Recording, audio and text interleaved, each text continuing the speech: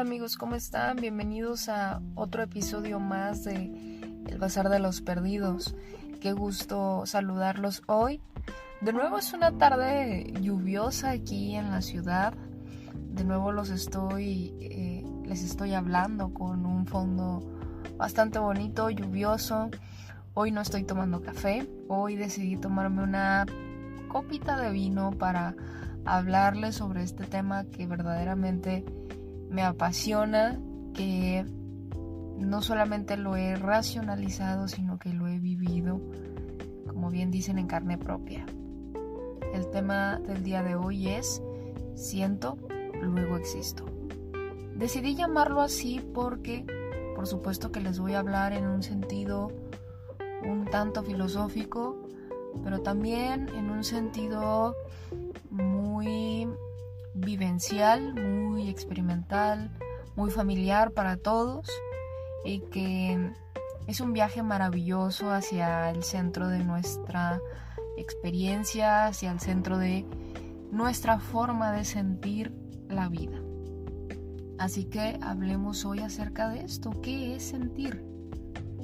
¿Qué diferencia hay entre sentir y pensar?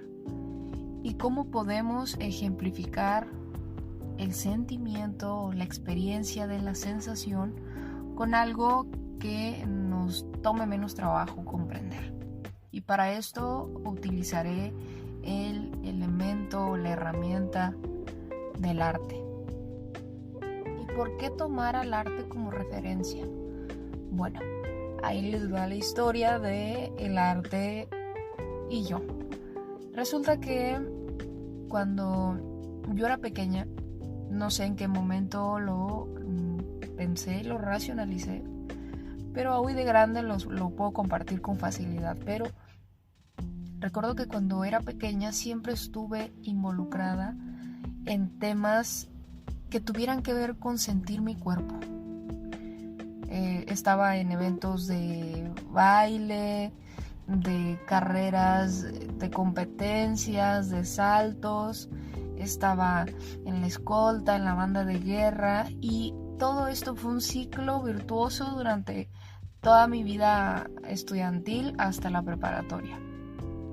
Nunca me detuve a pensar por qué lo elegía, porque si había tantas opciones siempre elegí utilizar mi cuerpo como herramienta de expresión.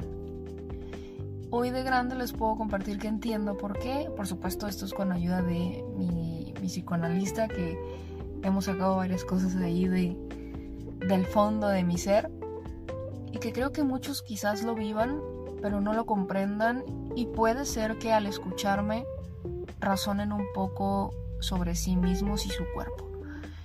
Para mí que el cuerpo es una de las materias más olvidadas del ser humano. Nos hemos elevado tanto al pensamiento, a lo que ocurre en nuestra mente, que nuestro cuerpo queda como un asunto para luego, cuando realmente cuerpo, alma y espíritu, si lo quieren ver como cuerpo y mente, son uno mismo. Es la realidad más tangible, literalmente, que tenemos en nuestra existencia. La filosofía, por supuesto, que ha abordado muchísimo esto, pero hay toda una controversia con muchos tintes religiosos de por medio. Cuando en sus inicios el hombre comenzaba a pensar sobre sí mismo, no hacía otra cosa más que hablar de la capacidad que tenía su cuerpo y sus sentidos de percibir el entorno. Recordemos cuando empezaron a ver hacia el cielo y notaron estrellas, y después dijeron, tiene que haber algo más allá, y empezaron a ver constelaciones, planetas y un sinfín de elementos que propiciaron que el hombre comenzara a pensar tanto, a través, por supuesto, de un sentimiento, de una experiencia sensorial. Luego fuimos adentrándonos más de lleno a temas no propiamente materiales o no propiamente de la naturaleza, sino adentrándonos a la naturaleza humana, a nuestra psique. Y ahí es cuando empezamos de pronto a perder de vista de nuevo la experiencia hermosa de vivir lo que se siente, y no omitirlo por prejuicios, por una carga histórica que no podemos negar. Esta carga histórica de la que les hablo, por supuesto que es la religión. Recordemos que mucha parte de la historia bíblica nos habla acerca de la enemistad que existe con el cuerpo, porque el cuerpo al sentir, pues muchas veces produce placer.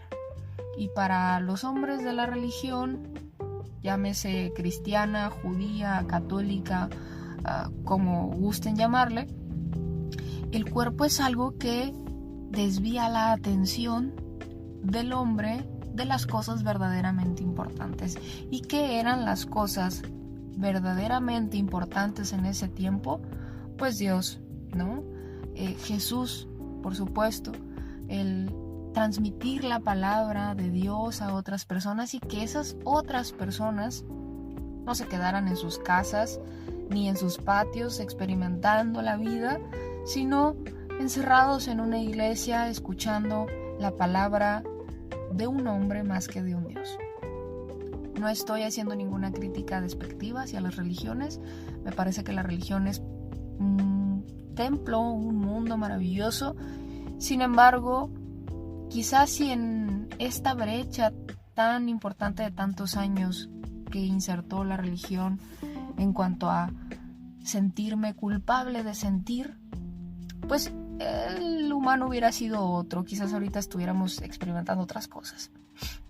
Pero bueno, las cosas pasan por algo y hoy hablamos precisamente de esta decisión que se tomó colectivamente de ver el cuerpo como pecado, como algo que no había necesidad de dedicarle tanto tiempo. Entonces, en este sentido de generarle un morbo, incluso un juicio moral a nuestro sentir, a nuestro percibir, perjudicó en su mayoría el proceso evolutivo y de autoconocimiento que tenemos sobre nuestro cuerpo. No por nada la medicina ha avanzado tanto de unos años para acá. No por nada el arte ha avanzado tanto de unos años para acá. Y de unos años me refiero del siglo XVIII, el siglo XVII para acá. ¿Qué pasó del siglo cero, si lo quieren ver, de Cristo al siglo XV, al siglo XVI? Pues estábamos muy ocupados con las guerras, estábamos muy ocupados con otras cosas, menos con saber por qué sentimos como sentimos. ¿Por qué hay tantas experiencias en cada parte de nuestro cuerpo? Y cómo esto determina o desemboca en una emoción. Y cómo esta emoción a su vez desemboca en un pensamiento. Parece que esto es una especie de escalera donde primero existo, siento y pienso. En un sentido lingüístico, es decir, en un sentido para explicárselos, sí sucede de esa manera. En el sentido real, en el tiempo real, las cosas suceden todo al mismo tiempo. Es decir, milésimas de segundo separan una experiencia corpórea, sensitiva, de un pensamiento. Hay una gran polémica en este tema desde la filosofía, porque mucho tiempo también los filósofos que fueron un tanto puritanos se encargaron de filosofar suprimiendo la parte del cuerpo. Incluso desde antes de Cristo hay ahí algunos vestigios de esta enemistad de la que les hablo, con Platón, por ejemplo, que decía que lo más puro era el alma y que por lo tanto lo material, lo que podemos interpretar como cuerpo, pues corrompe las ideas, corrompe ese mundo de las ideas. Hay otros filósofos también como Kant que no lo insinuaron, pero que sus historiadores por supuesto conocen la formación religiosa y académica que tuvo, y se entiende mucho de su enfoque hacia la razón. Yo les he hablado mucho de Kant y creo que ya podemos darle un hilo acá, de que su pretensión de generar un texto, una obra de crítica de la razón pura, es una situación muy personal de Kant, de cómo él vivía la religiosidad de su familia y de su tiempo. Digo, gracias a esto también es que Kant se adentró tanto en su pensamiento y se olvidó pues bastante de su cuerpo, ¿no?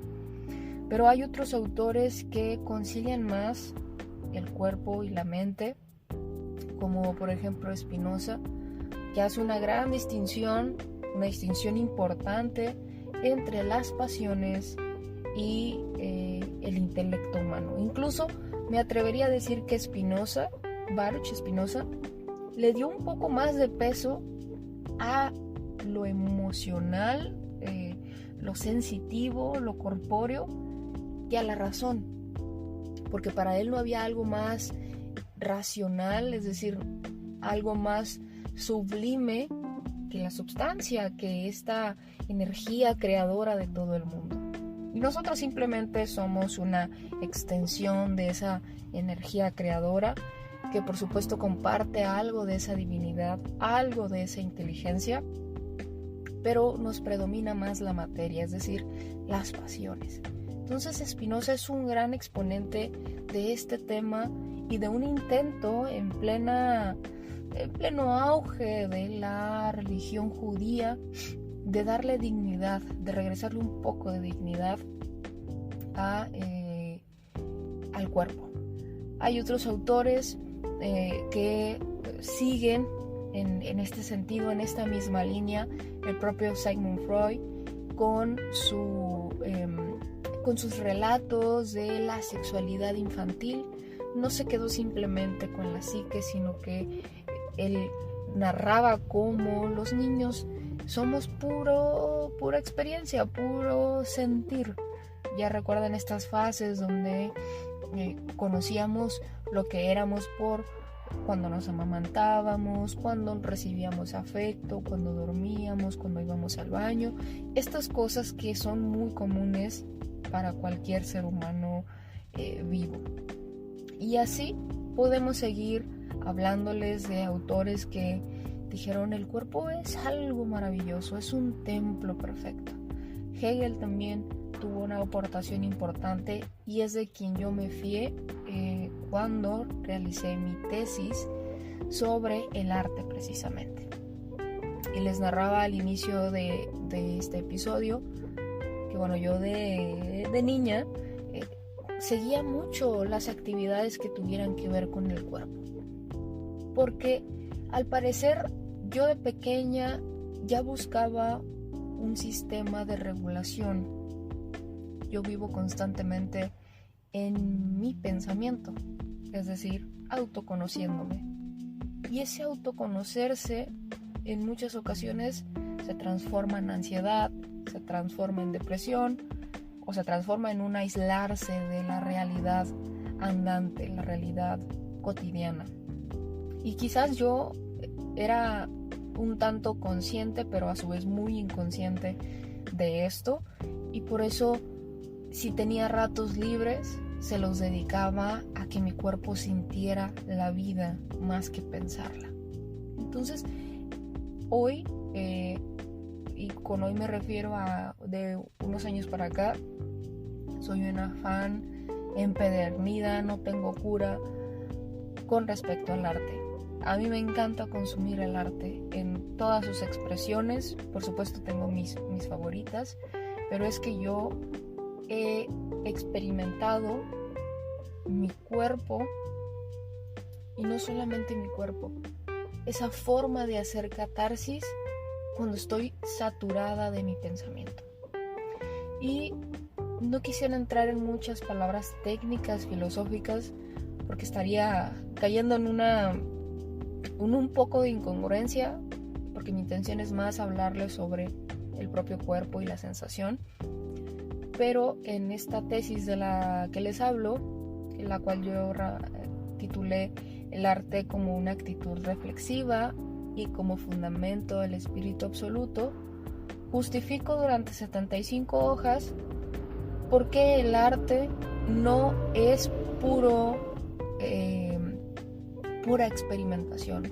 Justifico por qué el arte no es un arte provisto de conciencia y de razón. Y entonces me he hecho un clavado a diferentes autores, como los que ya les comenté, y también me he hecho un clavado a mí misma. Esta introspección que hice me costó bastante trabajo porque no nos enseñan a abrazar nuestro cuerpo. Y prueba de ello son las miles y millones de enfermedades que tenemos y que nos matan día con día. Principalmente la obesidad, el diabetes, la hipertensión, todo lo que tenga que ver con el abandono del cuerpo, con esta tradición de generar una tensión entre lo que somos físicamente y lo que somos mentalmente. Las cifras hablan, nuestras sociedades hablan y gritan que urge un sistema educativo enfocado a decirle a los niños y a esas nuevas generaciones: tu cuerpo es tu templo y en ese templo deben de ocurrir cosas maravillosas, y dentro de ese templo debes edificar reglas y códigos para que nadie pueda romperlas de una manera tan fácil. A esto agreguémosles toda la cantidad de problemas que tienen los países con el tema de la drogadicción. El tema de los excesos se vuelve también un tema recurrente, no solamente de una autolesión, no solamente un tema de un autodesprecio, sino también un tema de que todavía nos cuesta mucho trabajo conciliarnos con nuestro cuerpo. Hay cambios importantes, pero que están realmente en pañales, de la sociedad que dice: ah, caray, mi cuerpo es grandioso, mi cuerpo tiene una inteligencia propia, mi cuerpo es mi templo. Hay una cantidad pequeña y que va creciendo de manera lenta, pero me parece que con pasos grandes. ¿Cuáles son esas señales para justificar lo que les comento? Primero, todo el tema de la ideología orgánica, todo el tema de la ideología y de los movimientos veganos y vegetarianos, todo el tema de las comunidades LGBT. Estos 3 temas de los que les hablo, para mí, son la señal de los cambios que hay dentro de la conciencia de las personas. ¿Por qué lo saco a tema? Vamos con el tema de lo orgánico o lo amigable con el medio ambiente. Las personas estamos ocupándonos y preocupándonos más por tratar de conocer qué es lo que le metemos a nuestro cuerpo. Y conforme nos damos cuenta de todos los químicos, de todas las sustancias dañinas que le ponen a los alimentos para hacerlos crecer más rápido, para hacerlos más rentables, pues estamos decidiendo plantar nuestro propio alimento. Estamos decidiendo crear una cadena de comida orgánica, alimentos orgánicos, amigables sobre todo con el medio ambiente, para comer mejor y que nuestro cuerpo sea más saludable. Esa es una señal de la importancia que tiene el darse cuenta de, valga, lo importante que es nuestro cuerpo. Lo segundo que les comentaba va muy de la mano, que es el veganismo, todo este tema de la comida alternativa, incluso los ayunos o las dietas veganas para purificar el cuerpo. Son intentos del humano por pedirle una disculpa al cuerpo y regresarle un poco de vitalidad y de jovialidad también a lo que le hemos quitado con nuestros malos hábitos alimenticios, con nuestros malos hábitos de sedentarismo también, que aquí también puedo meter como bonus extra este cambio de pensamiento en la comunidad fit, que son todas estas personas que realmente están comprometidas con una rutina de ejercicio, no solamente en el gimnasio, sino salir a correr, pertenecer a maratones, pertenecer a ciclistas, pertenecer a gente que anda en patineta, que anda en patines, que va a nadar. Todo este movimiento también nos habla de que el humano quiere reconciliarse con su cuerpo, que en algún momento se sintieron tan mal y tan enfermos que deciden hoy hacer un cambio en su vida y empezar a alimentar el cuerpo y a animarlo y a fortalecerlo. Y por último, lo que les mencionaba de las comunidades LGBT. También es un síntoma, es una señal, por supuesto, de esa reconciliación que estamos intentando tener con el placer. Muchos años el placer fue el pecado mortal de los religiosos. Hoy el placer se vuelve el santo grial de las comunidades LGBT. Antes, tradicionalmente, se nos enseñaba que el hombre era para la mujer y la mujer para el hombre. Por elección, las cosas actualmente no son así. Biológicamente, claro que no podemos hacer mucho al respecto, pero como el hombre se rige por su voluntad de decidir, las personas están decidiendo experimentar su placer con quien les venga en gana, con quien mejor se acoplen, con quien mejor se entiendan y quienes también les generen o les agreguen un extra a su viaje de autoconocimiento. Y este movimiento de la comunidad LGBT no es más que el decir, aquí se rompe la tradición religiosa de decirme que mi cuerpo y el placer está mal. Yo lo voy a ejercer. Claro que no estoy diciendo que estoy a favor o en contra, tengo también mis comentarios al respecto, es decir, me parece que sobre todo el tema del placer es un tema bastante delicado porque se presta para los excesos, se presta para justificarnos con es que todos estos años estuve oprimido o oprimida y ya me liberé y voy a ejercer mi sexualidad como No, o sea, creo que también aquí debe de entrar la parte de la moral y de no le hagas al otro lo que no te gustaría que te hicieran, pero ese es otro tema.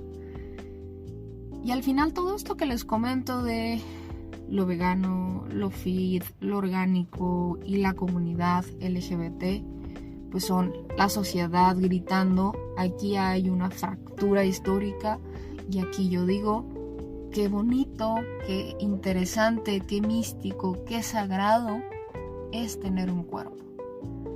Por supuesto que no puedo dejar de pasar el mencionar a toda la comunidad y el movimiento de personas, pues ya ni sé cómo se les llaman o cómo se autonombran, si hippies, psicodélicos o como se quieran llamar, pero a todas estas personas que están adentrándose al mundo de los psicodélicos. El LSD, el sapo, el peyote, la ayahuasca y todo lo que está descubriéndose también. Porque ellos también forman parte de la historia de la reconciliación con el cuerpo. Porque al final el psicodélico no hace otra cosa más que difuminarnos el ego. Y el ego vive en la mente. Y el hombre vive todo el tiempo en su mente y le dedica muy poco tiempo a su cuerpo. Y al final la experiencia psicodélica es una reconexión de mente sin ego y de cuerpo con la naturaleza. Así que es una cosa que quienes han vivido esa experiencia lo narran como la situación más hermosa y sublime que puedan experimentar. Hay, por supuesto, mucho más formas de expresión y de reconciliación con el cuerpo, pero estas son las que podemos resaltar más. Y es interesante verlo y es interesante sobre todo tenerlo en el radar de las cosas históricas que vienen para los humanos, porque así como en su momento se oprimió tanto el cuerpo, vamos a vivir una etapa en donde se exprese tanto el cuerpo que para muchas personas conservadoras quizás va a ser bizarro ver a las nuevas generaciones ejerciendo tanto su cuerpo. El poliamor ya va a ser un tema demasiado familiar para nosotros, y esto no es una descripción de una sociedad lejana, es una descripción de una sociedad a la vuelta de la esquina. En la tradición filosófica, en el pensamiento y en las ideologías de la filosofía, se profundiza un poco más, y les comentaba que el arte es una manera especial para hablar o para ejemplificar toda la parte sensorial, toda la parte corpórea. Porque Hegel tiene una definición preciosa para decir qué es el arte. Hegel dice que el arte es la materialización del espíritu. Y aquí parte y arranca con todo cuando en sus diferentes obras le da un peso importante al arte. Yo sé que luego Hegel, para quienes lo han leído o han visto fotos de él, puede parecer un tipo bastante amargado y grotesco, pero en el fondo era un hombre apasionado, es decir, vivía sus pasiones, sentía su cuerpo. Él también viene de una etapa romántica, por supuesto que de ahí siguieron varios románticos que les dio mucho por la poesía, por la música, por diferentes formas de expresión del arte. Cuando yo estuve estudiando mucho el tema del arte desde la filosofía, me di cuenta que hay muchas pedagogías o psicopedagogías que toman al arte como la base de su modelo de enseñanza para los pequeños, para los más pequeños, desde guarderías hasta primarias y un poco de secundarias. Pero la edad temprana, la edad primera de los niños es la más utilizada por la pedagogía y la psicopedagogía para tratar de hacerlos desde pequeños que se reconcilien con su cuerpo, que digan: este es mi cuerpo y es sagrado, lo sagrado está dentro de mí y también en esta piel que me está recubriendo. Y utilizan demasiadas formas de expresión artística, como la música, la experiencia de tocar, de construir, de cantar, de bailar, existen muchas formas de decir que algo es arte. Y al final ya estamos también contribuyendo a la estimulación del cerebro, ¿no? Porque de pronto cuando estamos tan clavados con nuestro pensamiento, con incluso nuestra forma autómata de vivir la vida, y con autómata me refiero a cosas mecánicas, es decir, yo me pongo a barrer la casa y no estoy pensando ni le estoy diciendo a mi cerebro: mueve el brazo de derecha a izquierda, levántalo, agarra la escoba, simplemente lo hago, y eso es algo autómata, es algo que nos sale de manera natural. Y hay muchas personas que también viven esta parte de la vida, ¿no? No solamente se la llevan pensando en la inmortalidad del cangrejo, también se la viven trabajando en cosas que les ocupa el cuerpo, pero no necesariamente les tiene que ocupar la mente. Cualquiera de estas dos formas que les comento es una pretensión, también un abandono de la sensación. ¿Cuál es la invitación que les estoy haciendo? ¿Qué es la invitación que les estoy compartiendo? A que se adueñen y se apropien de su cuerpo, a que no los dejen que simplemente vaya envejeciendo sin un rumbo, a que lo cuiden, a que lo vivan y lo sientan. Y sentir, lo decía en la plática, sentir es sinónimo de vivir. Sentir es sinónimo de emocionarse, de, como su palabra lo dice, de tener sentimientos.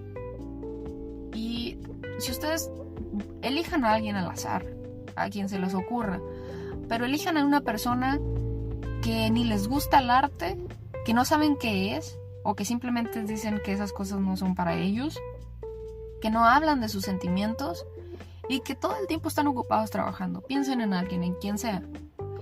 Esa persona tiene esta tradición o tiene este hábito de despojarse de sí mismo corpóreamente porque le tiene un terror a sentir, porque a lo mejor en algún momento sintió demasiado, se lo comunicó a alguien que no lo valoró o no la valoró y prefirió simplemente bloquear el sentimiento. Entonces van por la vida recibiendo o esquivando las cosas y las experiencias, no se arriesgan, no practican ningún deporte. Todo lo que tenga que ver con su cuerpo simplemente lo ignoran. Quizás tengan un problema de obesidad o un problema de diabetes, hipertensión, algo. Y con esto algo me refiero a un grito de ayuda del propio cuerpo. Un decirle, oye, aquí estoy. Si no me escuchas por las buenas, pues me vas a escuchar por las malas y ahí te va una enfermedad, ahí te va un sentimiento de amargura, ahí te va un sentimiento de desagrado, de tristeza, de depresión. El cuerpo nos grita de muchas maneras que reaccionemos. Y más en esta época donde la tecnología nos estimula al 1000 por hora todo el tiempo. Ahorita quien se resista a sentir es porque realmente tiene un terror y un trauma que tiene que tratarse. Es básicamente ya imposible resistirnos a sentir, pero sentir con inteligencia. Hay muchas personas que sienten y que abusan de sentir. Los pedófilos, las personas que abusan, los violadores, las personas que golpean, que maltratan animales, sienten exorbitadamente, pero sin una intelectualidad, sin un razonamiento, sin una moral. Eso tampoco está bien.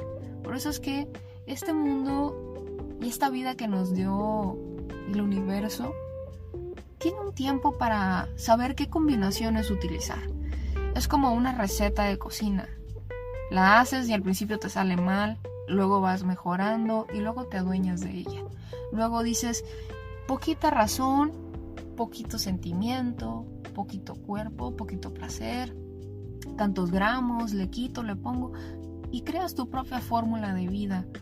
Por eso es que tenemos en teoría un tiempo determinado para saber qué fórmula crear, ¿no? O por lo menos tener la noción de que existe algo así y que alguien puede simplemente morirse y decir yo supe y no lo quise hacer, quise vivir improvisando y tampoco pasa absolutamente nada.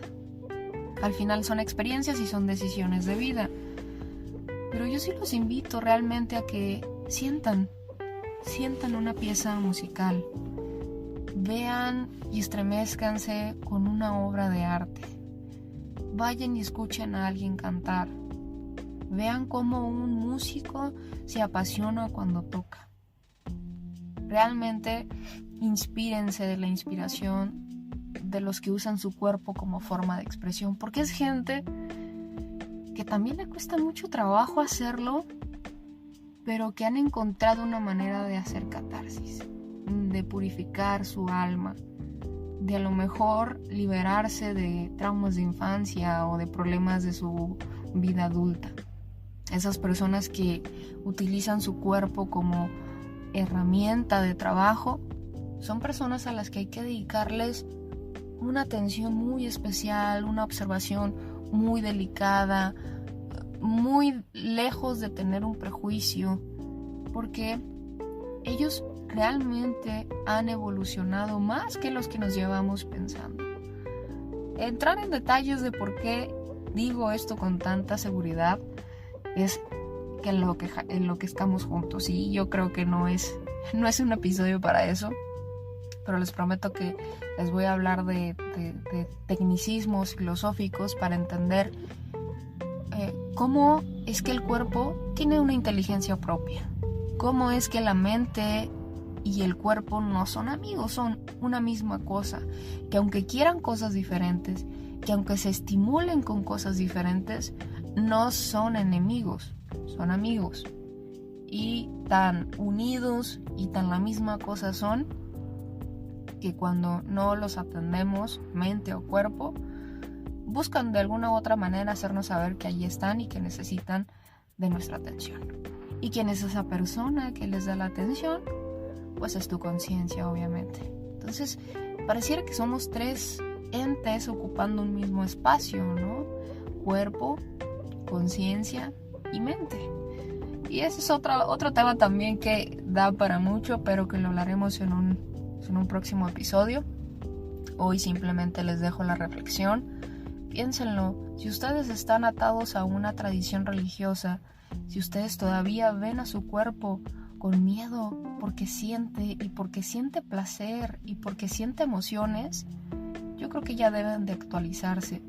Ya no es un pecado capital, ya no es un tema de sentirse avergonzados por llorar o por reír. Ya estamos en otros tiempos, amigos, y es momento de apropiarnos de nuestra propia vida. Les mando un abrazo, espero que se la pasen muy bien y nos vemos en la próxima.